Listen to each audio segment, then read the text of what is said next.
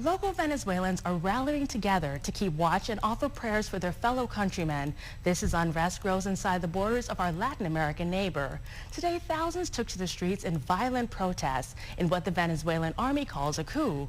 According to the 2017 compendium of statistics, some 32 Venezuelans hold permits here.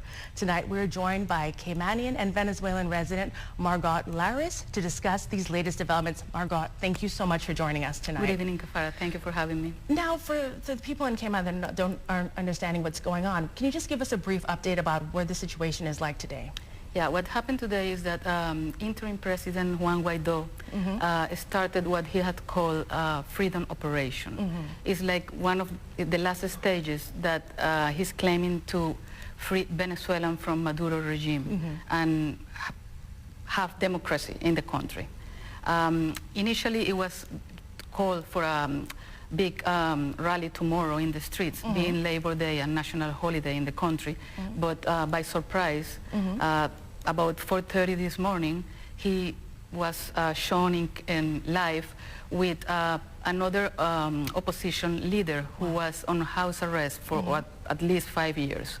And he freed Mr. Leopoldo, and both were out on the streets with support of a group of the army, calling the rest of the Venezuela citizens to come to the street and support this freedom operation. Violence took place because of the followers of Maduro regime, and I understand as of right now there are still people on the streets, but nothing has been materialized or defined on the operation per se. Now, you still have family in Venezuela? I still have family in Venezuela. Have you been in contact with them? What's their reaction right now? Like, how are they feeling? I would imagine they'd be quite nervous about what's going on. It's a lot of uncertainty, tension. They say there are too many news around that they don't know what's true about it. I still have friends and other ex-colleagues and colleagues, and it's the same. A lot of them went to the street to protest, and one of my family's members told me that she was still on the streets. Wow. So they're still out there. Wow. Now, does the local community, Venezuelans here in Cayman, do they have any plans to help to assist the Venezuelans right now? I mean, I think each individual here, Venezuelan individual, is trying to deal with their families in Venezuela as a group. To send any humanitarian aid is going to be very difficult.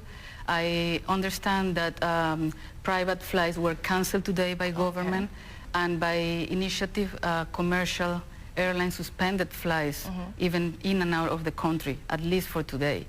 So even to send or to try to get family out of the country at this moment, I think is very critical and very difficult. So it depends on each of us how to approach the situation in the coming days and keep monitoring to see what happens.